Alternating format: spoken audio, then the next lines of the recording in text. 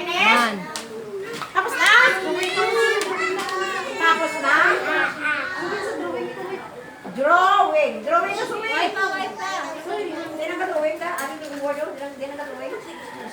Karon lang kiyan, wala pa kapakita si ma'am sa picture. Last word.